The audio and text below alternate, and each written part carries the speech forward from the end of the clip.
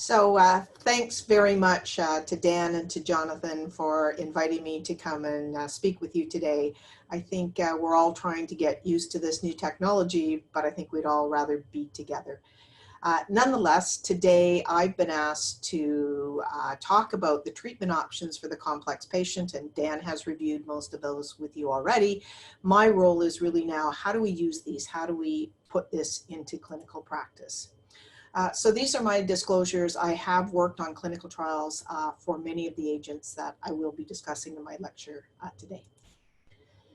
So again, to reiterate some of the points that you've learned already in this lecture series, when facing your patient with virologic failure, I think it's really important in terms of your ongoing management to try and figure out why did that failure occur in the first place.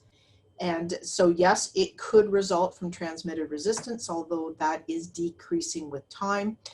Most of the patients in my practice who have virologic failure are those through no fault of their own, but really had received multiple courses of sequential monotherapy or dual therapy in the past when we didn't have other agents, and that was the way in which we manage patients. The other major reason for failure is non-adherent.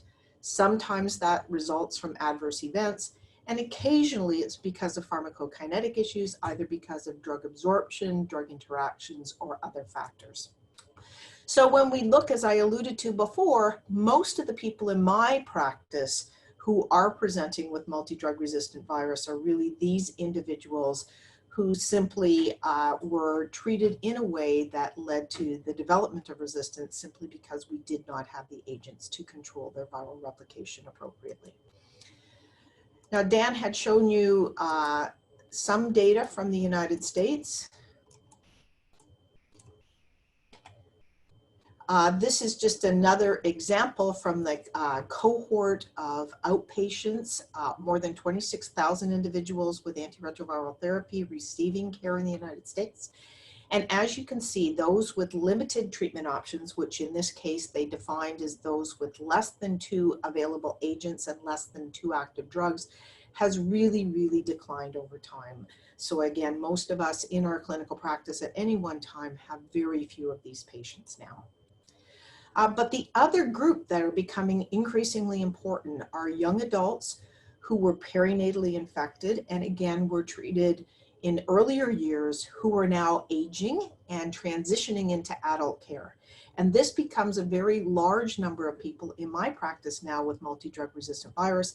And we know that the adolescents and the young pediatric patients were difficult to manage again because of the inability of us having oral preparations or the appropriate suppressive therapy. So again, this is just one study again from the United States showing that of young adults transitioning to adult care, that a good half of them had problems with virologic failure.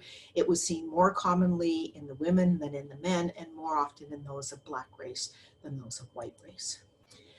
So the other question, if it's non-adherence, there are other questions that you have to ask.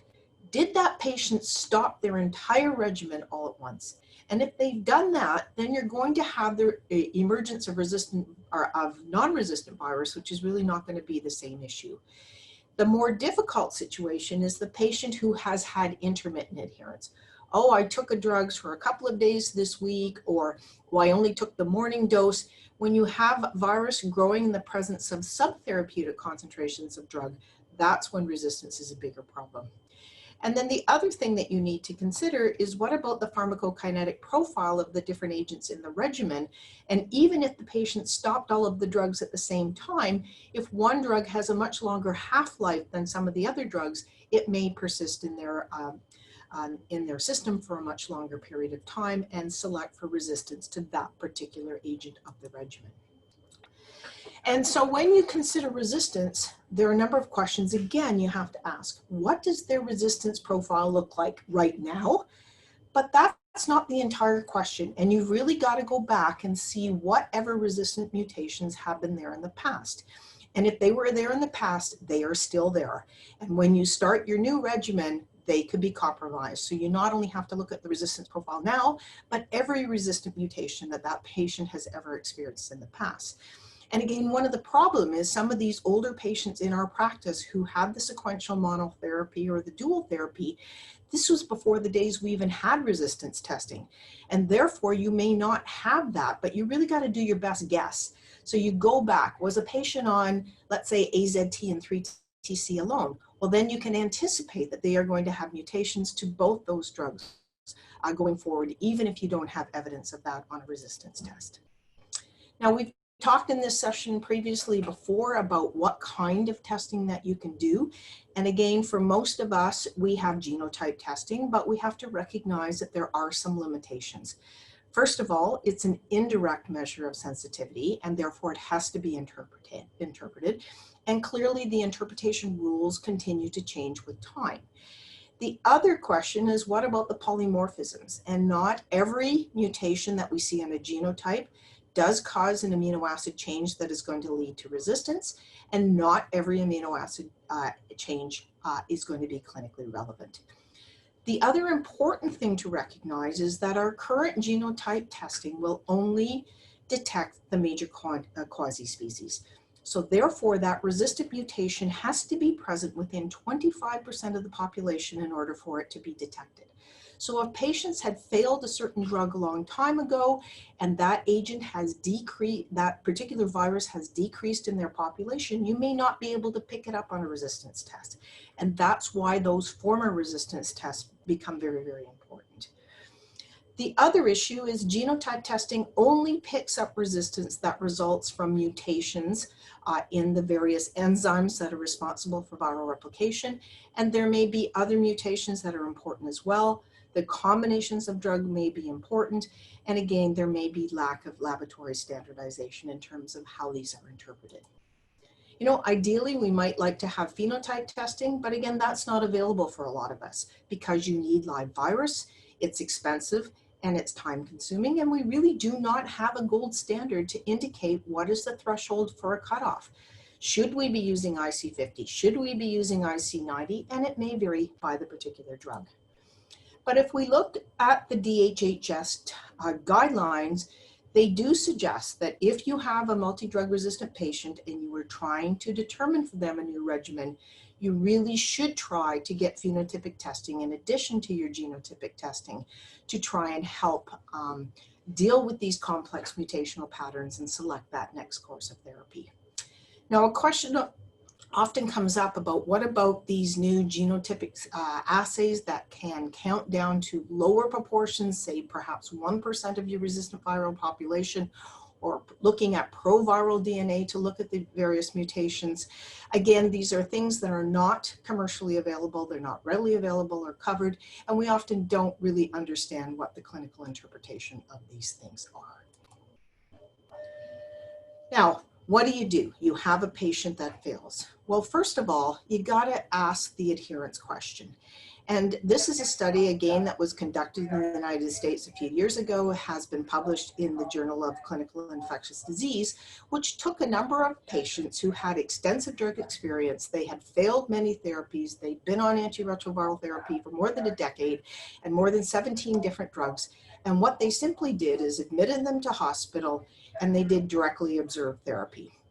And what they were able to show is that a large number of these patients, in fact, did have a number of underlying mutation. Again, as I alluded to before, a large number of these patients had had perinatally acquired infection. But the point being is a large proportion of these patients were able to suppress their viral replication with absolutely no change in therapy. So clearly adherence was playing the role. Again, this isn't practical. We can't admit patients and watch them take their drugs. Some people have developed methods by which you can do directly observed therapies through some sort of a virtual platform. But again, these are often difficult to manage patients, and in the long-term follow-up of these individuals, not all of them were able to maintain viral suppression over the long term. But it did raise the point that sometimes you don't need to change anything in order to get viral replication under control. So what are the principles when you're selecting a new regime? So first of all, you want to try and choose at least 3 active agents. Ideally, you want to choose an agent in a new class. We should use the resistance tests, either genotype or phenotype or both, to help guide our choices. You need to understand why this person failed, because you want to try and avoid the similar problems in the new regimen. So if someone really struggled with taking pills twice a day, making a twice a day regimen isn't going to work very well. And then again, when you start new drugs and new combinations, you always have to worry about introducing new drug-drug interactions, not only with the antiretroviral drugs, but some of the other agents that patients may be taking, including drugs for depression or for blood pressure or for cholesterol. So what is the evidence that you need at least 3 active drugs? And again, we've never had a randomized controlled clinical trial that says if you take people failing 2 versus 3 drugs, we don't have that data. But really sparked our interest in this was something that some of us that have been involved in this for a long time, called the TRIO trial. And what happened is that boosted darunavir, etravirine, and raltegravir all became available for clinical practice about the same time. And many of us had a number of treatment experienced patients in our practices that were failing virologic failure. They were looking at a very dismal outcome. And we were able to give them all 3 of these drugs in combination all at once. And in most of these clinical trials or these cohort studies, a large number of patients were able to suppress viral replication and, as we said at the day, risen from the dead. And so we often talk about trioing these patients, giving them 3 fully active agents at a time of virologic failure. What is some other evidence that more drugs are helpful is something called the Viking Study. And the Viking Study that Dan presented before was looking at dolutegravir twice daily in patients who previously had integrase inhibitor resistance. And as you can see that, again, a significant number of patients were able to suppress viral replication, but clearly those individuals who did not have resistance to the integrase inhibitors were able to suppress much more likely than those who did have the resistant mutation. And so again, giving us that kind of evidence. So what you need to do in your patients with multi-drug resistance is, first of all, you need to consider some drugs that may have residual activity. So in the NRTI family, etravirine or emtricitabine may have some activity. In the NNRTI family, a newer agent, doravirine, may often have some activity for those viruses that have the resistant mutations to our first line NNRTIs, similarly to that which we saw with etravirine. If you're considering a PI in general, in patients with multi-drug resistance, darunavir tends to be the agent which is much more likely to be active. And in terms of the integrase inhibitors, either dolutegravir or now bictegravir may be helpful as well. So another issue here is that even though patients have existent multi-drug resistance, one of the questions is should we continue to include the NRTIs in their strategy? And this was a study again presented in Lancet HIV a few years ago. The trial was called Earnest and it was completed in Africa. And this was a trial of second-line therapy. These were patients who had a lot of experience with NRTIs and NNRTIs and had virologic failure. And the question was then, what do you do with these patients? Do you just give them the PI as monotherapy? Do you give them the PI with nucleosides? Or do you give them a PI plus raltegravir, that these would be sort of new drugs for that patient? Now, at the time this study was done, they did not have basic baseline genotype testing, but rather this analysis was done after the fact when they were able to go back and determine whether the NRTIs were active in the regimen or not. And I think the main answers here are, first of all, that the addition of the NRTIs to the PIs did better than PI monotherapy alone, regardless of whether or not the genotype testing showed resistance to the NRTIs. And surprisingly, the PIs plus the NRTIs did just as well as the PIs plus raltegravir, whereas raltegravir was a new drug in this regimen. So I think the bottom line here is that the NRTIs may continue to contribute to the regimen in multi-drug resistant patients, even if your resistance test suggests that they are not active. This is another example of kind of how we manage these patients. This was an ACTG trial that was presented by Beatrice Greenston, again, in Lancet. It's a complicated trial, and I can't get into the details now. But basically, they took a number of patients who had failed second-line therapy. They looked at the resistance test, and then they used an algorithm depending upon how much resistance was available as to whether or not they would be treated with a PI plus NRTIs, whether they would add in an integrase inhibitor and etravirine, or whether they would add all three drugs. And the bottom line, and again, it's very complicated in terms of what treatment you would choose for an individual, but I think you can see here the response rates. So even though these patients had failed other therapies, if you use a combination of drugs that have some level of activity, you can achieve viral suppression in these individuals. And of course, your choices are really going to be determined by what's available to you in your setting for your patients. So as I alluded to before, most patients with multi-drug resistant virus will require a protease inhibitor as part of their choice. And in general, darunavir tends to be the best one for these individuals based upon the resistance profile. And if individuals do not have any of the darunavir associated mutations, you can use it once a day. If they do, it is recommended that you use it twice daily. And this is just a list of those particular mutations.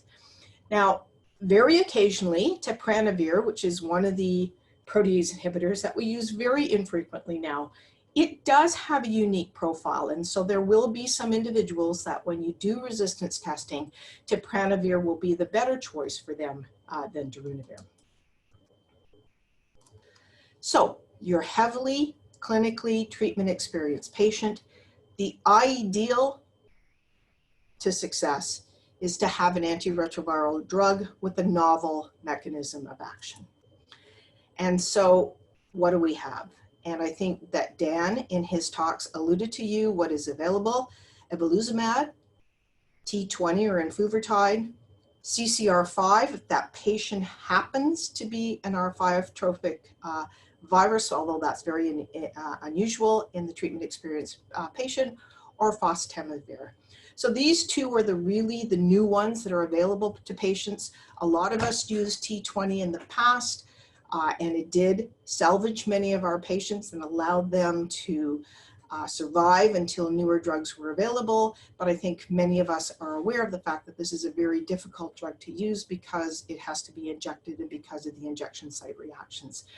Maraviroc, you may get lucky if you happen to have an R5 trophic virus, but again, that's pretty unusual in somebody who's multi-drug resistant.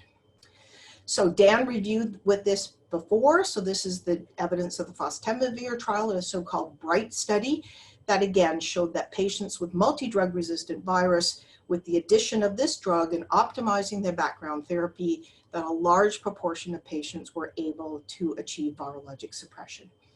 Again, the take-home message, the non-randomized cohort were individuals who did not have a lot of active drugs in their backbone in order to optimize the use of fostemivir. And as you can see, the treatment response was much lower in this particular group. So again, the take-home message is the use of these new drugs and new classes is best if you can also add another active agent to the patient's regimen. Similarly, Dan also showed you the data on evolizumab, okay, again, demonstrating to us that this particular monoclonal antibody does have the ability to suppress viral replication in a large percentage of patients who do not have any other treatment options. So how do you choose? Which one are you going to choose? You're going to use fostemivir, you're going to use evolizumab. What are you going to mix it with?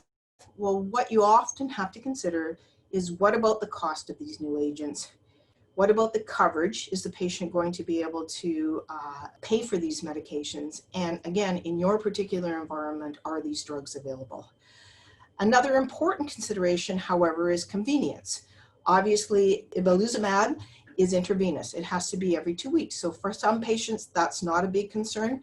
For other patients, going and having an intravenous infusion every 2 weeks is quite a challenge. And obviously today, in the era of COVID, it can be quite a challenge for patients to come in and have intravenous therapy every 2 weeks. In contrast, fostemsavir is an oral drug which is given twice daily, is much better tolerated, and many patients may be able to cope better with that. But then a big conversation is, what about using both? And in your multi-drug resistant patients who doesn't really have a lot of options in terms of salvaging their multi-drug resistant virus, this provides the opportunity to have 2 drugs that may also be fully active. And in fact, in the trials, there were some patients who had them in combination. So this may be a consideration that has to be made for certain patients. So I'm going to conclude there and sort of just summarize some of my remarks on how do you treat the complex patients. So first, you need to understand, first of all, you got to try and prevent this. The best treatment is prevention. So let's not let them get resistant in the first place. But if they have, try and understand why. So again, those patients who had sequential monotherapy and dual therapy, adherence is not a problem. It was not their fault. It was just we did not understand how to treat these patients appropriately. And you're going to deal with them quite differently than the patient in whom adherence is the issue. You have to look at the resistance profile. And as I alluded to before, not just the one you have now, but every resistant mutation that they've had in the past. So when you're building that new backbone regimen, you want to use 2 to 3 fully active agents. And ideally, you want to use an agent in a new class. But always be aware of clinical trials. There are new drugs that are emerging all the time. And even if you're not a site that does clinical trials, there may be someone in your area who is doing clinical trials, which will allow you to get your patient treated properly. So I'm going to summarize there, and hopefully I can answer some of your questions in our round table. And hopefully I've been able to clarify for you how to treat your complex patient. Hopefully most of us do not have many of these now and won't have many of them in the future. I thank all of you for your attention.